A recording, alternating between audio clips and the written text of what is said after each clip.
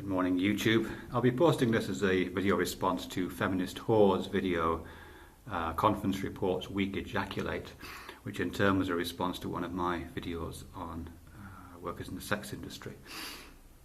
Hi there, Feminist Whore. This is actually the third response I've made to that video, which is very interesting. The other two were crap. The first was just a kind of weak joke, and the second I just kind of rambled on and couldn't find the point. I mean, if you're really desperate to see what I said, I will send them to you as private videos, but I wouldn't really want to stand by them. But what I want to, it isn't a direct response to what you said there, Feminist Whore, but I'm thinking about, in more general terms, my attitude, I suppose, towards prostitution and perhaps the sex industry more broadly, and perhaps why some of the discussion has taken the form that it has. I suppose there's a lot of heat been raised by this discussion, not much light, but a lot of heat. And I think the reason for that is that, sexuality and sex generally, I'm sure you'll agree with me on this one, at least I would imagine you would. Sexuality and sex generally is a really high stakes activity. That's Steven Pinker's term, when he's talking about why we tend to use sexual terms for swearing, why we call people cunts and pricks and all that kind of stuff. What he's saying is, it's high stakes, and he gives some reason why it's high stakes historically and contemporaneously. But I think he's right in that it is high stakes.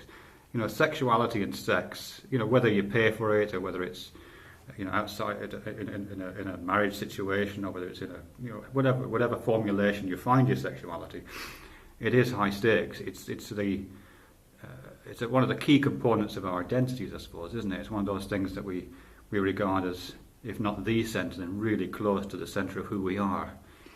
And a lot of our activities seem to revolve around either the pursuit of sexual satisfaction or the confirmation of sexual identity, or a kind of negotiation of those relationships between our sexual identity and our gender roles and our kind of biological sex, and that whole kind of raft of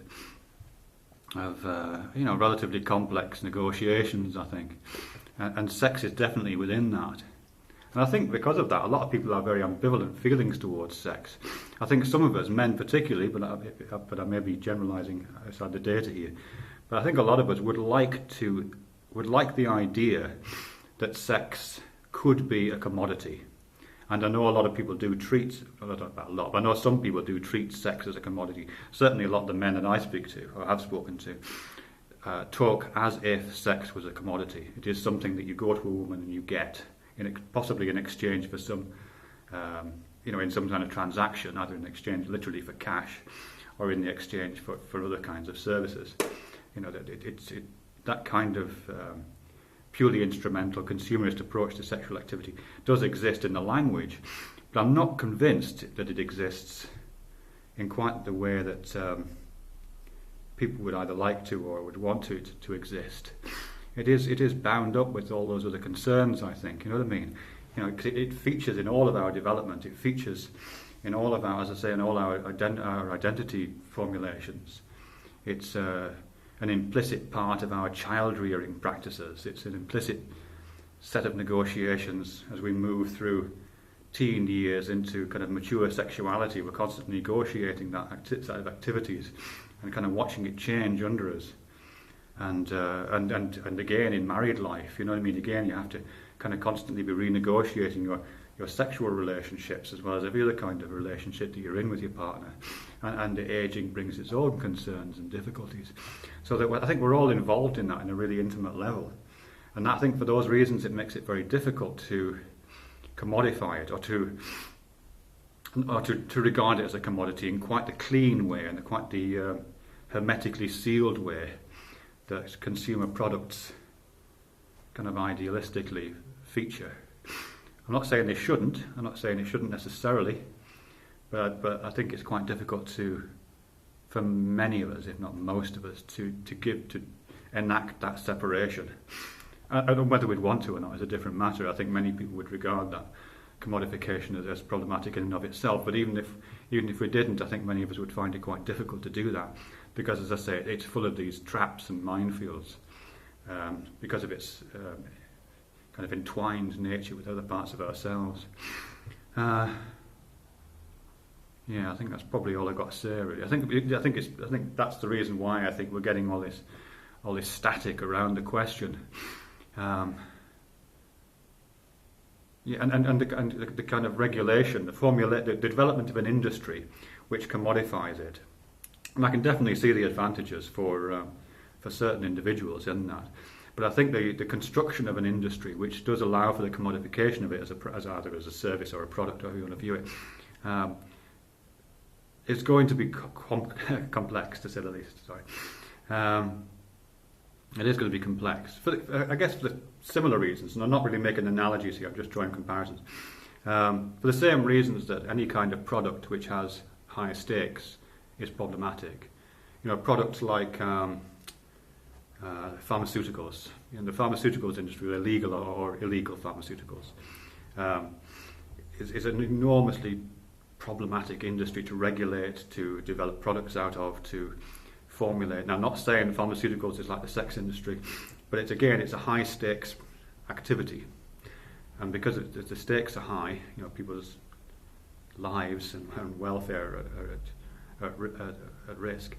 It becomes very difficult to formulate, and particularly recreational drugs. The recreational drugs industry, which has been kind of rolling around trying to find a way to legalise at least parts of itself for years and years, hasn't done that because again it's regarded as a high stakes activity.